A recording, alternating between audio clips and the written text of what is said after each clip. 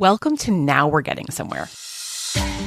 I'm Katie, and I'm a certified life coach, but I've also been a management consultant at McKinsey and a product manager at a tech startup.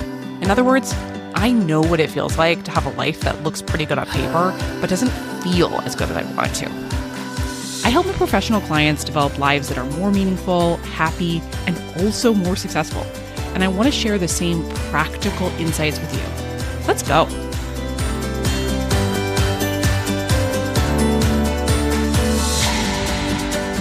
Hey, everybody. If you're listening to this when I first published this podcast, you are probably getting this in the middle of, the beginning of, let's be honest, a very particular time of year.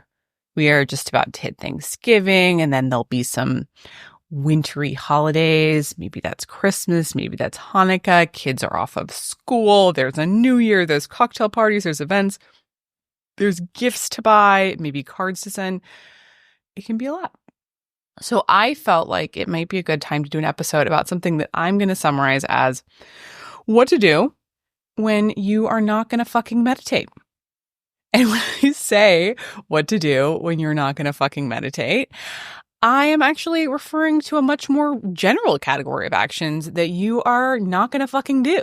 You're not going to fucking do 3 pages of journaling. You're not going to take an hour-long fucking walk. And even if you would, in theory, like to do those things, you're not going to do them. Even if you've done those things, or even one of those things regularly at various points in your life, even if you know that those things make you feel good, right now, you're just not going to fucking do them. You're not. And I use that language, that F-bomb language, very deliberately, because that's the kind of energy to it, right? Like, don't ask me to fucking do them. I will not do them because we are too tired, too jumpy, too compulsively on TikTok or whatever it is. And we know that these practices would serve us. Sometimes we set goals to do those practices again that we don't actually follow through on because regularly doing those things would feel, again, so far away in certain seasons of life. They just feel inaccessible. Look, I'm a real person. I've experienced this repeatedly. So have many of my clients. And I bet that you have too. Sometimes we feel like this during the holidays. But truly, we might feel like this at any time of year for all kinds of reasons. So today, I want to talk about how I think about caring for myself in seasons like this, what I try to do for myself, and what I tend to suggest for my clients. I'm going to start this discussion off by being a little high level. You know that I like to be high level about kind of like what we're trying to accomplish here and what I think is really driving the issue when we are engaging with our kind of fuck meditation selves. And then I'm going to get a little practical to finish this out. I'm going to try to keep this on the shorter side because I think our fuck meditation selves need that. So let's do this, starting with, as I said, kind of the more high-level conceptual side to it. The most important conceptual point here, I think, is exploring what's actually driving that energy of, I'm not going to fucking meditate. In my experience of being a human in this world and having a lot of conversations with clients, I think typically what's driving that energy is agitation. I've done a whole separate podcast episode fairly recently, on just agitation. It's episode 35. If you haven't listened to it yet, I think it's worth a listen, and I'll link to it in the show notes. But briefly, agitation, if you've never heard me talk about it, is just this internal felt experience of jumpiness. It could be related to anxiety or burnout or emotion, or it could be related to nothing at all. But if you are crazy agitated, you are often, not always, but often not going to want to do any of those self-care things that require you to face or sit with your agitation. And the big caveat to give here is, of course, agitation doesn't always make us avoid self-care like meditation or journaling or exercise or whatever. Sometimes it makes us or invites us to dive headfirst into those things. So it's the causality here is not that, agitation equals avoidance, but typically if you do avoid, there is agitation there, if that makes sense. So if you are avoiding those things, it's usually because you don't want to sit with that agitation that's going to be there if you happen to do those things. And typically what's happening here is that, if we were to create like a 10-point scale of agitation, so, 10 is like as agitated, as jumpy as you could possibly be, and 1 is like a sort of Zen, Buddha, like calm. In these situations, you're going to be fairly high up there, maybe like an 8.5, let's say. And if you're an 8.5, you're quite agitated. And look, in a dream world, you and we would love to get you down to like a 3 on the agitation scale. And if you could freaking get yourself to do all that self-care that would serve you, maybe you could get yourself down to a 3. But right now, you're not going to do those things. You're just not. So we're going to be realistic. We're not going to even try to get you down to a 3, even though, yes, we love that for you. We're just going to try to get you down from an 8.5 to an 8.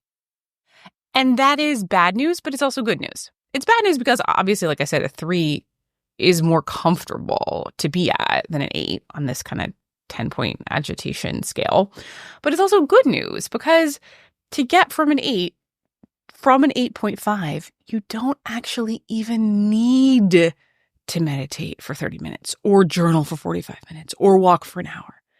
Much, much less is actually required. I'm going to say that again, just so it gets through your brain. If you want to get from an 8.5 to an 8 on the agitation scale, much, much less is actually required than you might think. So that's one piece of good news. And the other good news is that if you get your agitation level down even just a little bit, you will usually in the process solve other problems that you are likely experiencing right now.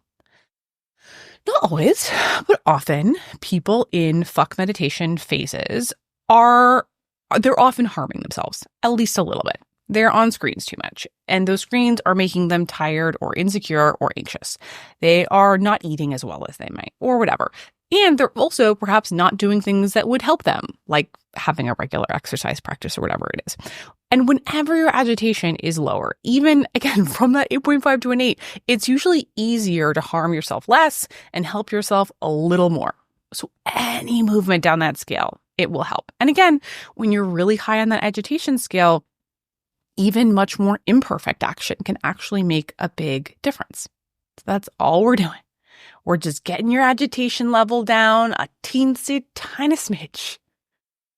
Okay, so that's my conceptual. Now let's talk about how to actually get that done. I think there are 2 ways that I really know of when you're in that super agitated fuck meditation place to get the agitation down. 1 is do better activities, and 2 is do humblingly small activities. Let's talk about each of them. So first, better activities. A better activity is just anything that's even a little bit better than what you are already otherwise going to do. Maybe instead of just scrolling social media and seeing a ton of mom influencers, just to describe my feed, you go and watch old SNL videos. For me, that's better. It doesn't trigger comparison. It doesn't make me think that maybe my hair is bad or my clothes aren't cute enough, or maybe I should keep 4 different new things in mind while I'm parenting. SNL videos are funny, they aren't about my life at all, and they lift my mood.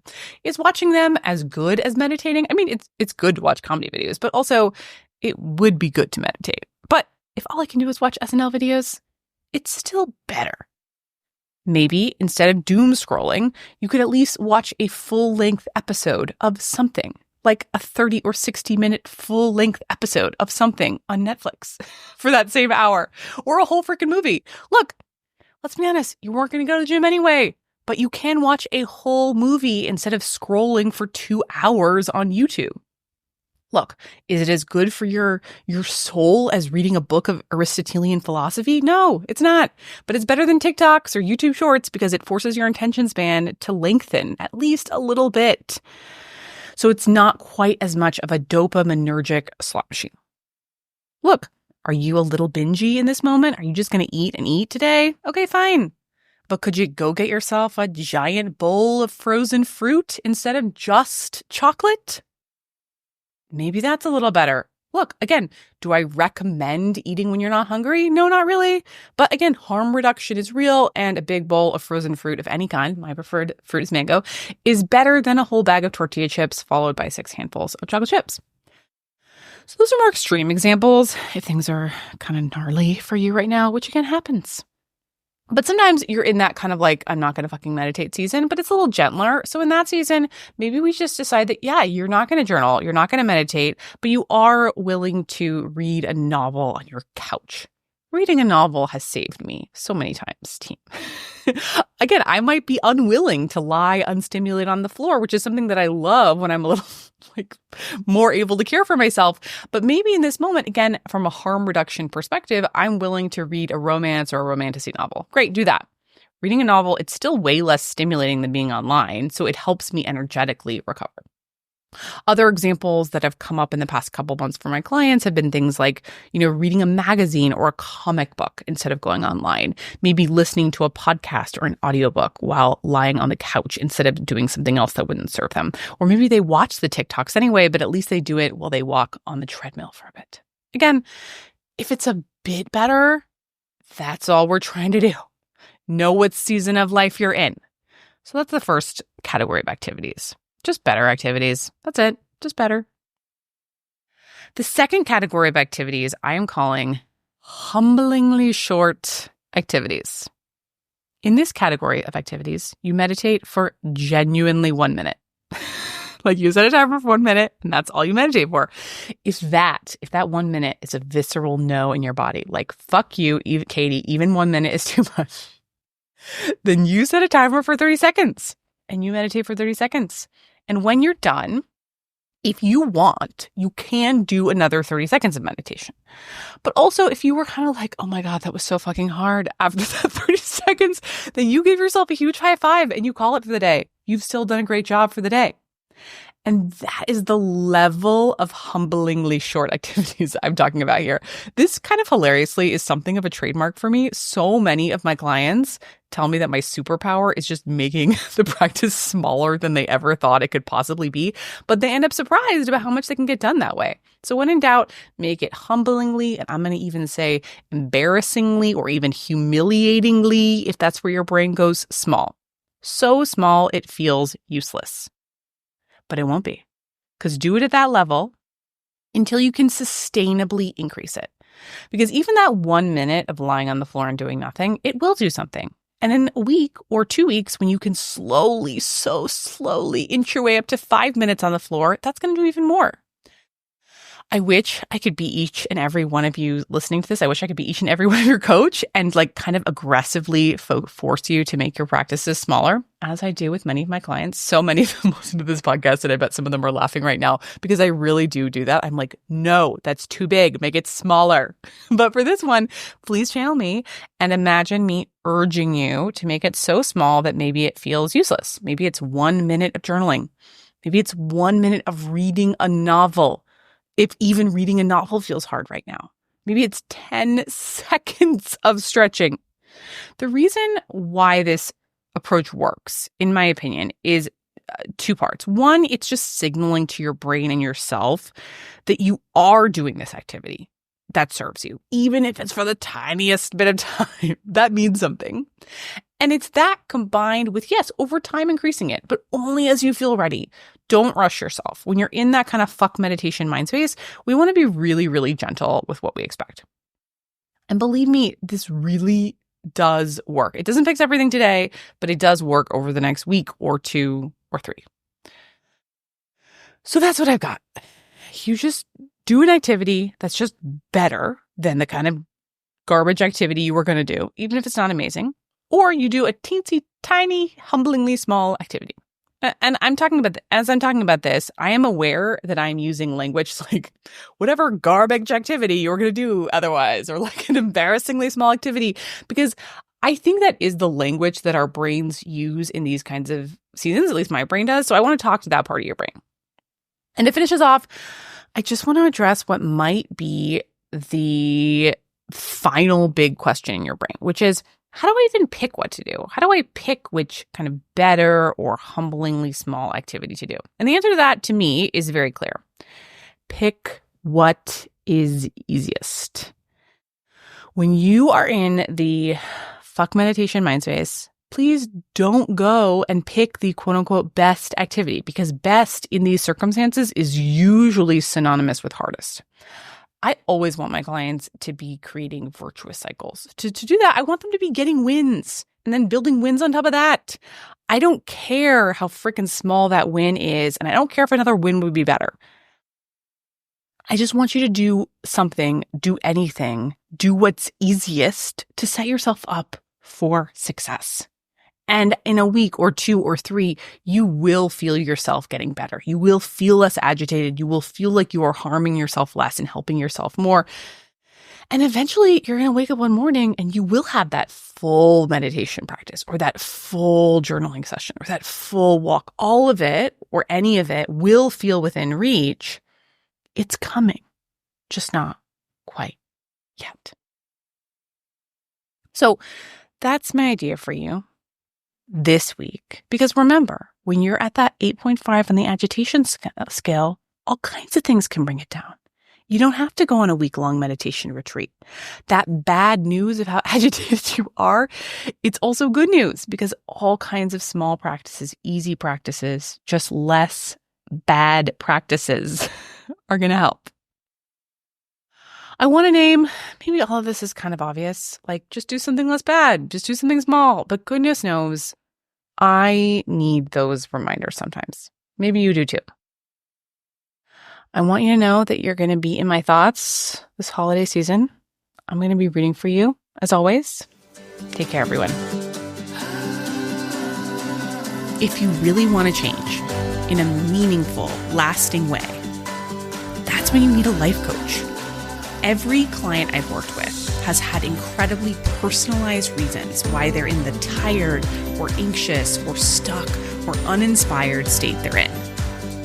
Working with me can help you identify those roadblocks, which are usually blind spots that you genuinely cannot see, and implement a profoundly customized, doable plan for overcoming them. I have a very small, high-end, one-on-one coaching practice. If you'd like to be my next client, reach out at katiesiever.com. I'd love to meet you.